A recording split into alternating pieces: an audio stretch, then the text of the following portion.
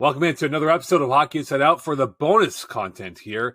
And this week's question is from Bolo, who wants to know the projection of Logan Mailloux with the Montreal Canadiens. And for those who are following his junior career right now, at the current clip he's at 9 goals, 8 assists through 20 games. So I ask you, gentlemen, what is the clip for Logan Mailloux with the Montreal Canadiens if he's still here? Well, I'm going to take over from Jack and field all the slings and arrows of the hate mail this week because I think we need a reality check on Logan Mailloux. And there are certain folks, both in the fandom and media, who seem to have dealt with the backlash against Mailloux by completely overrating everything that he does and turning him into this can't-miss prospect. And listen, if Logan Mailloux is doing the things that the Montreal Canadiens claim that he is in terms of, doing some work with the community and bettering himself after his conviction, that's great. Best case scenario, he becomes a leader in the charge to change hockey culture and its attack on misogyny, all that stuff. That'd be fantastic. But in terms of as a hockey player, you talk to scouts who watch this guy day in, day out in the NHL, and he has very large issues. He has a great shot, and he plays a lot of minutes for the London Knights.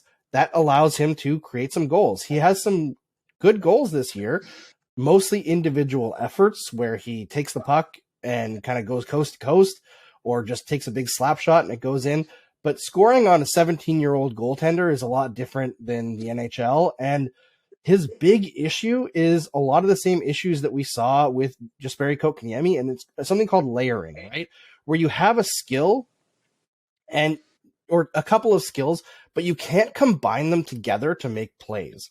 And that's the issue with Mailloux going forward is, can he figure out a way to put his skills together into a package to create a full player and not just a very skillsy big guy who can do cool things because it's junior and he's bigger than everyone else and older than everyone else. And for a defenseman in his D+1 year, his production is not actually that big of a standout. And overall, like, his game hasn't progressed. Yes, he's missed a lot of time, but as much as that's an excuse for his game not progressing, he doesn't have an area to make up that time. He still has to get his skills and his combined game together in time to be an AHLer next year, unless he goes back to junior as an overager. I don't think that he's a can't-miss prospect. You see some media folks from TVA saying that he's the second best player second best defenseman in his draft year. He's not. He's just not. He's not better than Luke Hughes. He's not better than Brant Clark, who's going to be going to the Canadian junior team. He's not better than JJ Moser, who's already playing very well in the NHL. Like, we just need to have a big reality check on this player and realize that Marc Bergevin and his crew picked this player, and he was not even the best player available at the time. They chose to take on that PR disaster for a poor reason. They misjudged who was the best player at this position at that time. Can he be an NHLer? Sure, maybe. But he is a project through and through.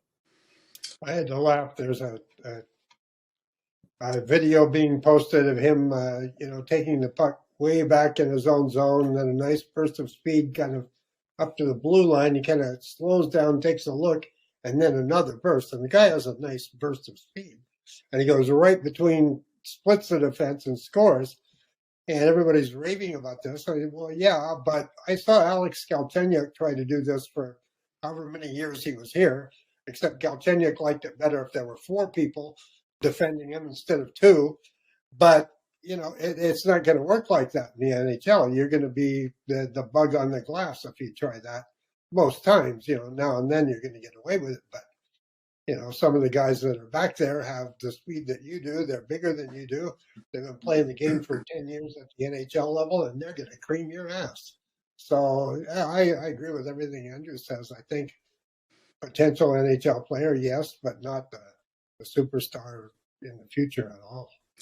And let's not forget that Bettman and Daly have said the beginning of November that he's ineligible to play in the NHL or the American League. And who knows when that's going to change, if that's going to change.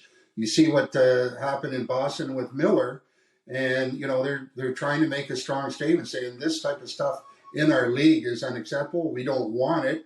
And these guys are going to pay the price of not being eligible to play in any league in the pro ranks. So Mailloux, in spite of what he's doing at the junior level, tools, potential, blah, blah, blah, hey, listen, it's going to mean nothing if all of a sudden these type of individuals are not going to get a second chance to have an opportunity to play. And the way it stands right now, it's an indefinite suspension, and who knows if that's going to change and when that will change. So this is obviously going to have a huge effect moving forward on these on Mailloux and what what potential or what he could possibly bring to an organization when he can't be a part of it.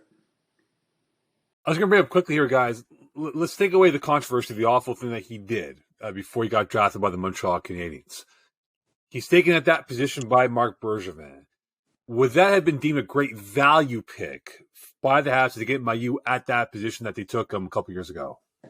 No. There was a lot of, I'm trying to figure out the way to put it. There was a lot of confusion or up and down rankings that year because of the pandemic, right? There was from after the top 10 in the draft, the next 65, 70 players, there was a lot of up and down rankings throughout different scouting services. But the consensus of Logan Mailloux heading into the draft, even before this issue in Sweden and his conviction went through, he was in the 50s, right? The highest he was rated was around 35. So it wasn't a wild overreach because of the uncertainty of that draft year, but he was very clearly not a player that they needed to take at that point. He would have there was just much better prospects overall available at that pick. Jack, your thoughts?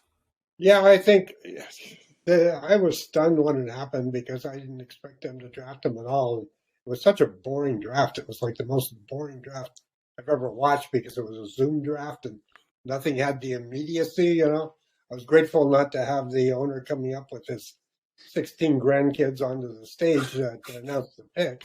But, I had actually fallen asleep and I woke up around midnight and went, holy shit, Logan Mailloux, one, why? And two, I hope they're prepared because the spit's going to hit the fan. And it did, and they weren't. It was just a pick that I didn't see coming. And it's like Andrew says, if he's Bobby Orr, you stick your neck out and you take the flak. But at no point did I think anybody believe that except maybe Trevor Timmons.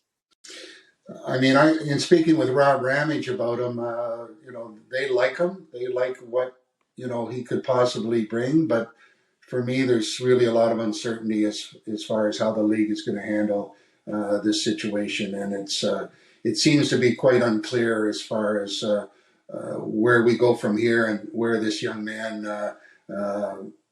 where does he go? Where is he at? What's going to happen future for him? And a lot of gray area there that needs to be addressed to get a real good handle on Logan Mailloux. Well, no question about that. He's got a lot of layers to go through before he ever realizes his pro career, if it does ever happen in the NHL with the Montreal Canadiens or somewhere else. That'll do for this bonus episode here at Hockey Inside Out. Don't forget to like and subscribe on our YouTube page. Also, sign up for the newsletter on MontrealGazette.com/newsletters. And for full episodes of bonus content, head on by Hockey Inside Out. And submit your questions and comments. We look forward to answering these type of questions like we had today from Bolo about Logan Mailloux and others down the road. On behalf of Rick, Andrew, and Jack, wish you a great week. We'll speak to you soon. Bye for now.